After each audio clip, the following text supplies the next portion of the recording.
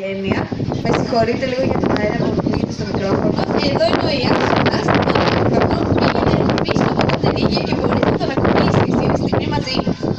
So this is the reinforcement for our volunteer. Για όλους εκεί απέναντι που ζηλεύετε, να σας πω, το δέρμα τους είναι πάρα πολύ λίγο. Αποτελείται από πολλά στρώματα και ένα πλάθεται συνεχώς. For those of you that may be wondering, the skin is very smooth, consists of many layers and replaces itself every few minutes. Τέλεια, ευχαριστούμε πολύ που να πας στη θέση σου. Παιδιά μας αρέσουν τα δελφίνια. Χαίρομαι πάρα πολύ που το ακούω. Λοιπόν, θα ήθελα να σας κάνω μία ερώτηση. Αυτά τα ζώα στη φύση απειλούνται. Γνωρίζετε από τι? Από τον άνθρωπο. Μετά από την υπεραλίευση που γίνεται, που στερεύουμε πολύ περισσότερα ψάρια από ό,τι χρειαζόμαστε. Χημική ρήπανση, ενθελημένη θανάτωση από κάποιους ψαράδες. Υπάρχει όμως κάτι που θέλουμε να σας τονίσουμε εδώ σήμερα, το οποίο όλοι μπορούμε να κάνουμε για να βοηθήσουμε αυτά τα ζώα, και βλέπω ότι υπάρχουν και πολλοί και νέα παιδιά σήμερα. Παιδιά, είναι τα σκουπίδια. Τα σκουπίδια, το ξέρω ότι δεν θα έπρεπε να είναι νέο σε κανέναν, το έχετε ακούσει πολλές φορές. Μπορεί να είναι μπορεί να έχουν πολύ άσχημες επιπτώσεις για αυτά τα ζώα, ως και θανατηφόρες. Θέλω λοιπόν να κάνουμε όλοι μια προσπάθεια να τα βάζουμε στο κάδο εκεί που ανήκουν και πουθενά του. Είναι ένα θέμα σεβασμού και είναι ένα θέμα ποιότητας ζωής. Και για εσάς και προς τη φύση. Συμφωνείτε μαζί μου? So, we're talking about the main threats in the wild, and it's mostly as humans. Can happen in various ways through overfishing. But there is something we want to focus today, and it's with our garbage. We can control this, and it can be very deadly not only for these animals but for our nature. So let's all make an effort to protect the environment. Και τώρα,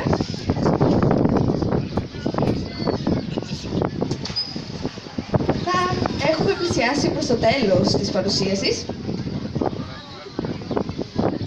και θα δούμε κάποια άλματα. Λοιπόν, τα άλματα πέρα από εντυπωσιακά είναι και μια επικοινωνία για τα δελφίνια με τη γλώσσα του σώματος. Οπότε ό,τι βλέπετε σημαίνει κάτι για αυτά.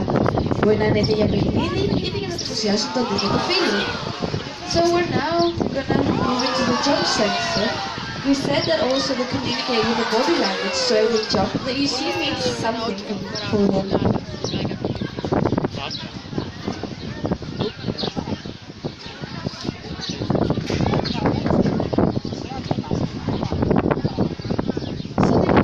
Jumps either to be playful or just to impress the opposite sex.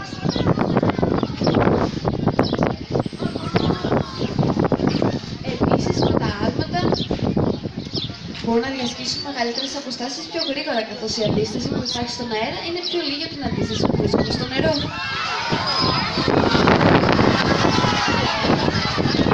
With their jumps, they can cross great distances as the resistance found in air is much less than the resistance found in water.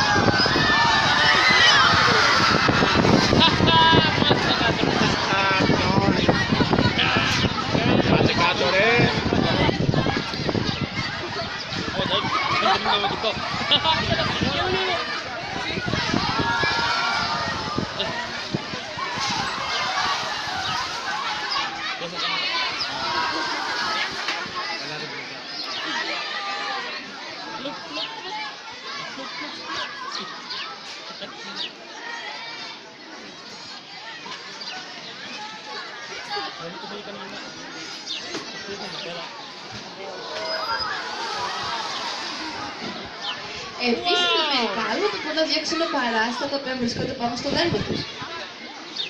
Also, with some jumps, they can remove some parasites that can be found on the skin.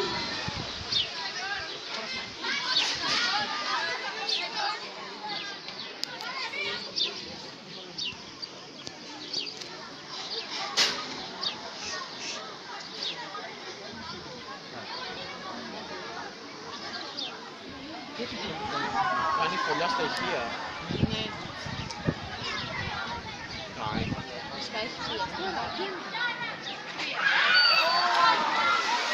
Άλλοι νόμιζα θα βρέξει το συζήτηκα.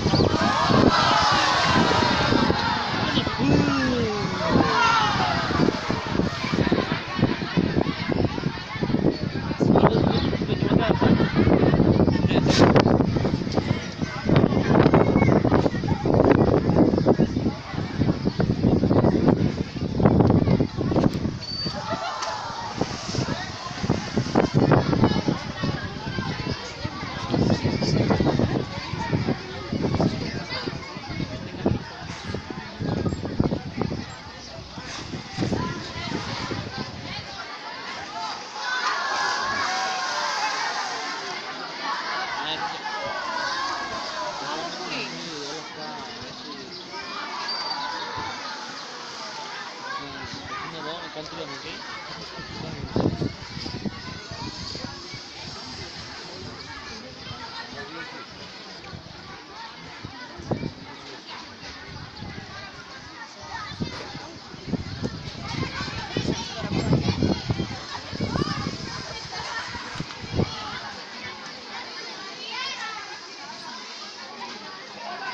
Οι ομάδες λοιπόν που βρίσκουμε στη φύση μπορεί να αποτελούνται έως και 15, περίπου μέχρι και 15 μέλη, αλλά υπάρχουν μεταφορές που μπορούμε να συναντήσουμε ως και 100. Όταν είναι μακριά, The groups that we find in nature could be from 15 dolphins and can reach up to 100 in some cases.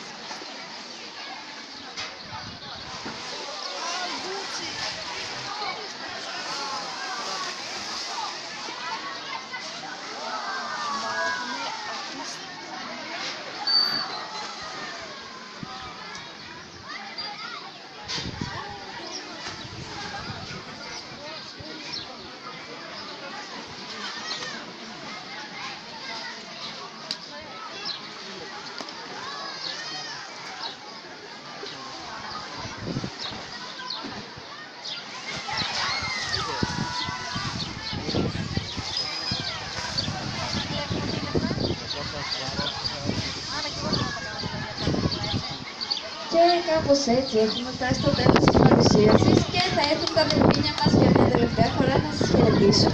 Μπορείτε και εσείς να κάνετε το ίδιο και να τα χαιρετήσετε πίσω. We've reached almost the end of this presentation and our dolphins will come and say goodbye to you. You may wave back at them. Άμα δεν με χαιρετάτε, θα πεις τα παπάκια σου. Αν μας κάνετε έτσι και το δικάνεις, θα σας περάσει το μαζί. Ευχαριστούμε πολύ που ήσασταν σήμερα κοντά μας. Ελπίζω να μάθετε κάποια πράγματα και να μην ξεχάσουμε όλοι να κάνουμε μια προσπάθεια να το προστατεύσουμε στη φύση. Αν έχετε παραπάνω ερωτήσεις, θα βρισκόμαστε μπροστά να σας απαντήσουμε. Παρακαλώ τώρα κατά την έξοδό σας να σας υπενθυμίσω να κρατήσουμε μια απόσταση από την πισίνα. Οι γονείς σας έχουν την επίβλεψη των μικρών παιδιών και παρακαλώ μεγάλη προσοχή στα σκουπίδια σας. Ευχαριστούμε πολύ, να έχετε μια ωραία μέρα.